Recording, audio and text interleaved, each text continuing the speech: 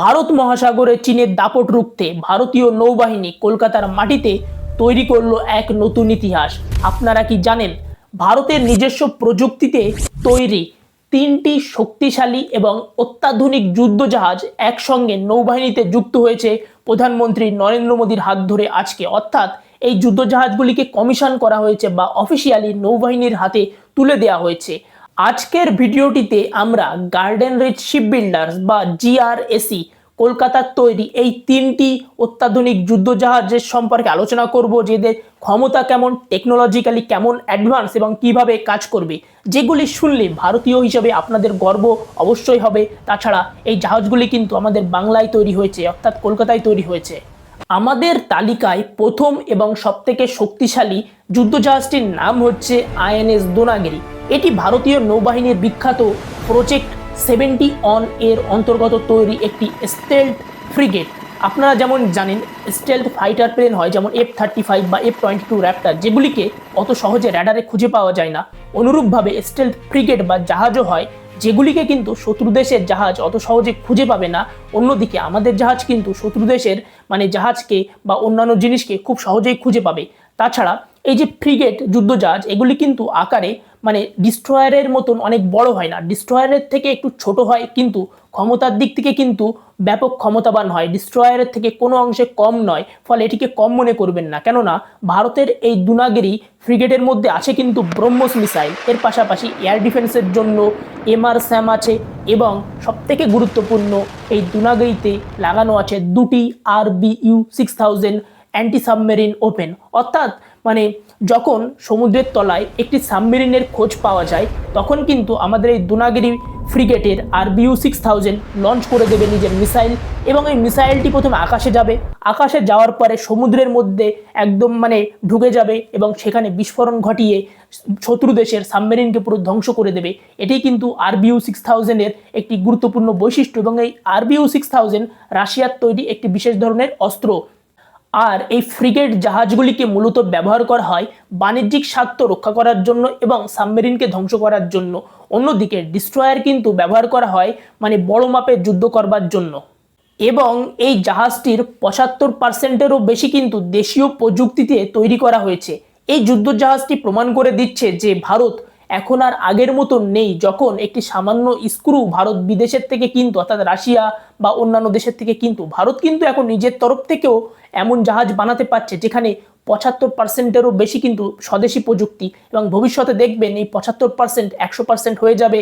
এবং এই যুদ্ধজাহাজটি কিন্তু ভারত মহাসাগরে চীনের সাবমেরিন এবং চীনের জাহাজের জন্য এক প্রকার একটি কাল বলতে পারেন। তবে নৌবাহিনী বলুন আর সেনাবাহিনী বলুন, শক্তি কিন্তু শুধু মিসাইল আর বোমের ওপরে নির্ভর করে না, শক্তি কিন্তু নির্ভর করে ইনফরমেশন ডেটার ওপরে। এবং এই কার্যটি সম্পন্ন করার জন্য কিন্তু ভারত বানিয়েছে আইএনএস সংশোধক। এটি হচ্ছে একটি লার্জ সার্ভে ভেসেল। তবে আপনারা ভাবছেন হয়তো একটি সার্ভে ভেসেল কি কাজ করবে, তাহলে আপনাদের বলি শুনুন। আমাদের এই যে আইএনএস বিক্রমাদিত্য আছে, কিংবা ভারতের যে নিউক্লিয়ার অ্যাটাক সাবমেরিন আছে, কিংবা যে নিউক্লিয়ার ব্যালিস্টিক মিসাইল সাবমেরিন আছে আইএনএস আরিধামান, এগুলি কিন্তু মনের খুশি মতন যেখানে খুশি চলাফেরা করতে পারে না।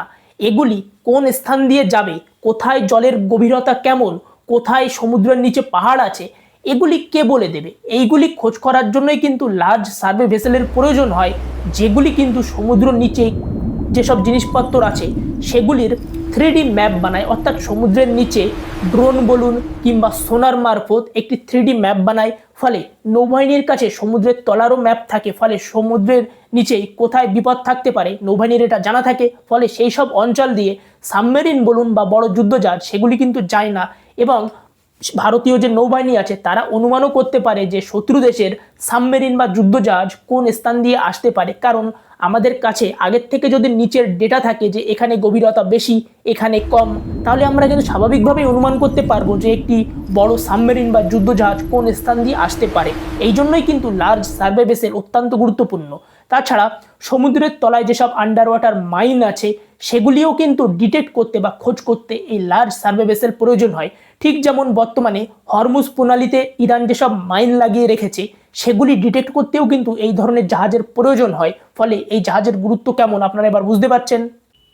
আমাদের আজকের শেষ এবং 3 নম্বর গুরুত্বপূর্ণ যুদ্ধজাহাজটির নাম হচ্ছে আইএনএস আগ্রে।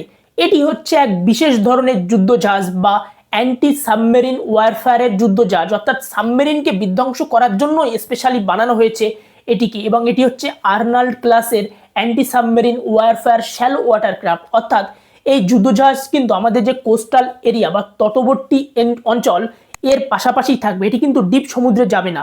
এবং এই যে আইএনএস আগ্রে এর ওপরেও কিন্তু RBU 6000 লাগানো আছে, ফলে শত্রুপক্ষের সাবমেরিন যখন ভারতের উপকূলের কাছাকাছি চলে আসে তখন কিন্তু গভীর জলের বড় যুদ্ধজাহাজগুলো সেখানে কাজ করতে পারে না ঠিকঠাক।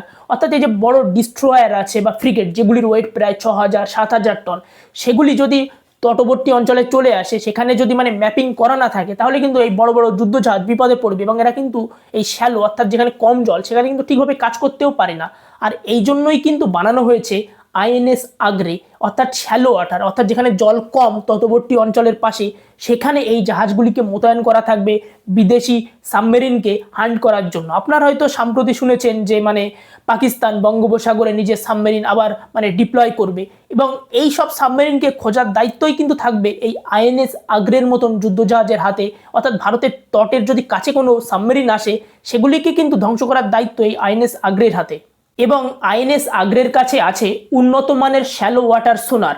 এই সোনার কিন্তু র্যাডারের এক প্রকার উল্টো জিনিস। র্যাডার যেমন বায়ুমণ্ডলে অন্য ফাইটার প্লেন বা যুদ্ধবিমান খুঁজতে কাজে লাগে, সোনার কিন্তু অন্যদিকে সাউন্ড ওয়েভ, অর্থাৎ সাউন্ড ওয়েভ সমুদ্রের জলের মধ্যে প্রবেশ ঘটায় এবং ওই শব্দ তরঙ্গ নিচে যদি কোনো কিছু থাকে সেখানে গিয়ে প্রতিফলিত হয়ে আবার ফিরে আসে, এবং সেটিকে কিন্তু অঙ্কের মাধ্যমে ক্যালকুলেট করে দেখা যায় যে নিচে কি আছে। অর্থাৎ এই বিশেষ সোনার দিয়ে সমুদ্রের তলায় এক প্রকার এক্সরে করা হবে যে কি আছে কি নেই। এবং যদি কোনো সাবমেরিন দেখতে পায় তখন কিন্তু টর্পিডো মেরে, যেমন ব্ল্যাক শার্ক টর্পিডো আছে, এটি মেরেও ধ্বংস করা যেতে পারবে শত্রু সাবমেরিনকে, কিংবা RBU 6000 এটি ব্যবহার করে কিন্তু শত্রু দেশের সাবমেরিনকে একেবারে বিধ্বংস করা যাবে।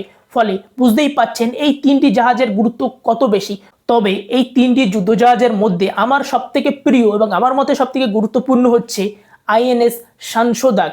কেননা আপনার কাছে সবথেকে শক্তিশালী সাবমেরিন কিংবা যুদ্ধ জাহাজ থাকতে পারে, কিন্তু আপনার কাছে যদি ডেটা বা ইনফরমেশন না থাকে, তাহলে কিন্তু ওই যুদ্ধজাহাজ বা সাবমেরিন কোনোদিন কাজেই লাগবে না। হয়তো কোনো সমুদ্রের তলায় যেসব পাহাড় আছে সেখানে ধাক্কা খেয়ে সাবমেরিন ধ্বংস হয়ে যাবে কিংবা জাহাজ আটকা পড়ে যাবে। ফলে ভারত মহাসাগরকে পুরো চষে ফেলবার জন্যই কিন্তু এই আইএনএস সাংসোদাক কাজ করবে। এর পাশাপাশি ভারত সরকার কিন্তু একটি অত্যন্ত গুরুত্বপূর্ণ সিদ্ধান্ত নিয়েছে, এবং এই গার্ডেন রিচ শিপবিল্ডার্স কোম্পানিকে নবরত্ন কোম্পানির আখ্যা দেওয়া হয়েছে। ভারতে যেসব সরকারি কোম্পানি আছে সেগুলিকে মহারত্ন, নবরত্ন, মিনিরত্ন এই ধরনের বিভিন্ন তকমা দেওয়া হয়, যার ফলে কোম্পানিগুলিকে কিন্তু বিশেষ ক্ষমতা দেওয়া হয়। অর্থাৎ যেসব মহারত্ন কোম্পানি আছে সেগুলির ক্ষমতা সবথেকে বেশি, সেগুলি কিন্তু অনেক বেশি পরিমাণে প্রজেক্ট বানাতে পারে এবং আরও বেশি পরিমাণে অর্থ নিবেশ করতে পারে। এবং এই যে নবরত্ন কোম্পানি, এটি মহারত্নর ঠিক নিচে। ফলে এটি কিন্তু একটি অত্যন্ত গুরুত্বপূর্ণ জিনিস, যেটি ভারতের ভবিষ্যতের ডিফেন্স বা সামরিক ব্যবস্থাকে আরও শক্তিশালী করতে সাহায্য করবে। ফলে ভিডিওটি আপনাদের কেমন লাগলো অবশ্যই জানাবেন, চ্যানেলটিকে সাবস্ক্রাইব করতে ভুলবেন না, এবং এই ধরনের আরও ভিডিও দেখতে আপনারা কমেন্ট অবশ্যই করবেন।